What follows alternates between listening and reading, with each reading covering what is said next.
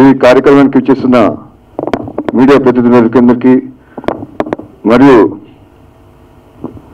మా బాబాయ్ నట సింహ నందమూరి బాలకృష్ణ యువసేన ఫ్యాన్స్ అందరికీ పేరు పేరున హృదయపూర్వక నమస్కారాలు.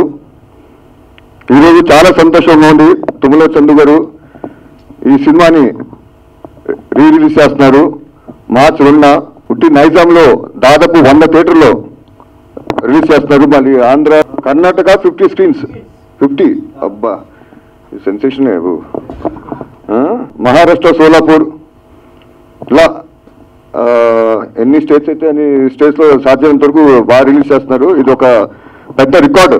రిలీజ్లో ఇన్ని థియేటర్స్ రిలీజ్ చేయడం అనేది ఆంధ్ర తెలంగాణ రాష్ట్ర చరిత్రలో ఎప్పుడూ లేదు.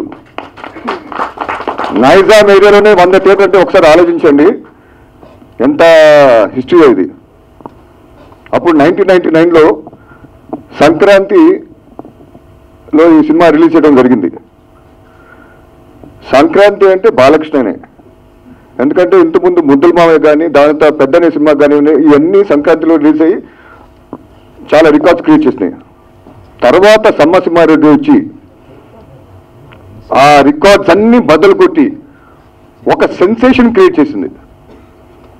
సీమాకి సింహం ఎవరు ఉన్నారంటే అది నందమూరి బాలకృష్ణనే.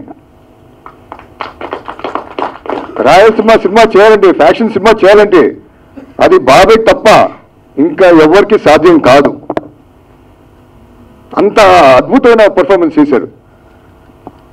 ఆ ఎమోషన్ కానివ్వండి, ఆ డైలాగులు కానివ్వండి, మీ ఇంటికి వచ్చా మీ నటింటికి వచ్చా డైలాగులు కానివ్వండి, చాలా ఇంటెన్స్గా చాలా ఎమోషన్గా ఇన్వాల్వ్ అయ్యి అద్భుతంగా పండించారు.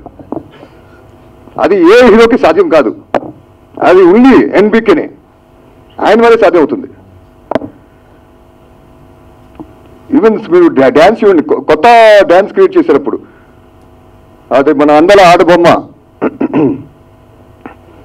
ఇంకోటి ఉంది రాబోయే ముద్దల మామయ్య నందమూరి నాయక.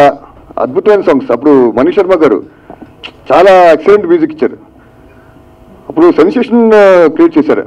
అప్పుడు అందరు హీరోస్ అందరూ ఇప్పుడు మనీష్ శర్మ వెనక పట్టడం జరిగింది. బాబు మాక్ మ్యూజిక్ ఇవ్వండి, మాక్ మ్యూజిక్ అని ప్రొడ్యూసర్ కానివ్వండి, ఇంకా చిన్న చిన్న బడ్జెట్ ప్రొడ్యూసర్ కానివ్వండి, ఇలా మొత్తం ఇండస్ట్రీ అంతా మనీష్ శర్మని తెలుసుకున్నారు అని పేరుని. అలానే మనం బాబాయ్ గురించి చెప్పాలంటే అప్పుడు బాగా హెవీ సబ్జెక్టు, బాగా హెవీ డైలాగ్స్ ఉన్న సబ్జెక్ట్, హెవీ ఎమోషన్ చేయాలంటే అది సమ్మరితో స్టార్ట్ అయింది. తర్వాత ఆ ట్రెండ్ని ఇంకా ప్రతి హీరో ఎస్ నేను ఒక సింహంలాగా నేను పేరు తెచ్చుకోవాలని చెప్పి చాలా ట్రై చేశారు. ఎన్నో రకాల సినిమాలు చేశారు కానీ అది కుదరలేదు. కానీ ఆ సినిమా కూడా మంచి హిట్ అయినాయి. అది ఒక ట్రెండ్ సెట్గా నిలబడింది ఆ సినిమా సమ్మసింహారెడ్డి.